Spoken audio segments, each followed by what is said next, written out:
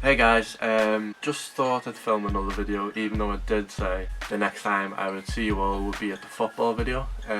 Basically this video today I've just decided that I'm going to talk about some football because Dick!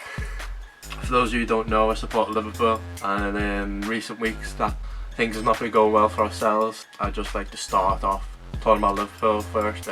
Liverpool of course lost to Swansea, which personally I think is just ridiculous, because to be able to go and beat Man City and Chelsea and Arsenal and then lose to the likes of Swansea, it's not good enough. And there's people out there who see Liverpool second or first for a bit and then think, oh, this could be our year, this is it, this is what we're going to win. But realistically there's going to be a long time till Liverpool win something, and I would be the first to admit it. It kind of went all downhill for Liverpool after the Sunderland game.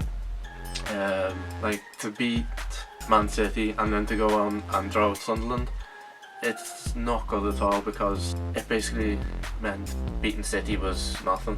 But me personally, I would love Liverpool to get top 4 at least. I think we're good enough to get there. If we could get top 4 in a cup, then it's been a decent season. Just coming back to the Swansea game, I didn't actually get the chance to see any of it. Just read a couple of things, and the people were saying, oh, the positives we could take out of this game is Firmino scoring again. But personally, it doesn't matter whether he's scoring or not. Losing to Swansea 3-2 at Anfield, you can't take any positives from it. I don't care what anyone says. Disagree with me, agree with me. It doesn't matter, you still lost. Try not to be as biased as possible. Gotta hand it to Swansea. They're battling for their lives, and that's it. The teams that are at the bottom are always fighting, are possibly one of the hardest teams you could play at the minute. So, fair play to Swansea. They done well and deserved it in the end.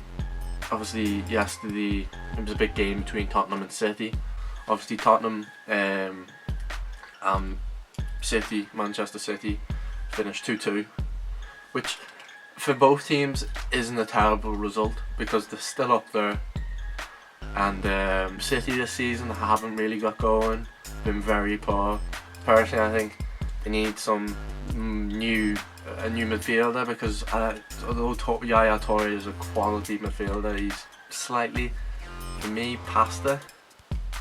But yeah, they haven't really got going, and they could struggle to get into top 4. Obviously, our neighbours Everton got a victory yesterday. Yep, they won yesterday. It was 1-0.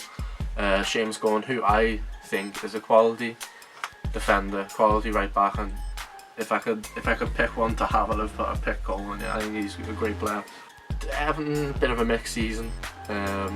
Very well, not what they're not what they'd anticipate of a season really. From again, they can go out and beat Man City 4-0, and then they could have went out and lost to Palace. That's the kind of season they've been having. It's been very up and down. But I think Everton could be a decent team if they're willing to spend the money, and that's been their downfall. Whereas the likes of Liverpool, the Cities, the Chelseas, the Arsenals, the Uniteds, Tottenham have all been able to spend all this money and pump it into the club, whereas Everton really haven't been able to do that. So I think that's been their main downfall for the past few years. But it was a good result for them yesterday. Obviously today, Arsenal scraped a victory against Burnley 2-1. Burnley have been a very surprise package for me this season in the Premier League. They've done quite well, Burnley, and in some people will say they were unlucky not to get the draw against Arsenal, but I mean, if Arsenal didn't have Sanchez, I don't think they'd be where they are now. I don't know, I personally, I'm going to say that for me, Chelsea, it's their league to lose. Been quality all season, and that shows, because they're top of the league by 5 points, and it could be more by tonight.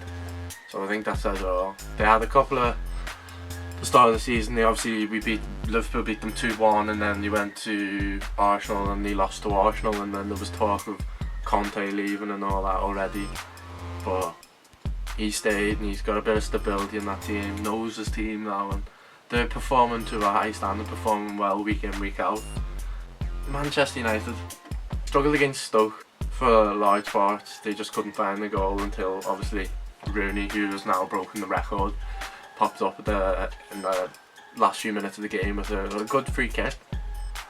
United, again, this season's been a bit mixed. It's been great in part and shady in others.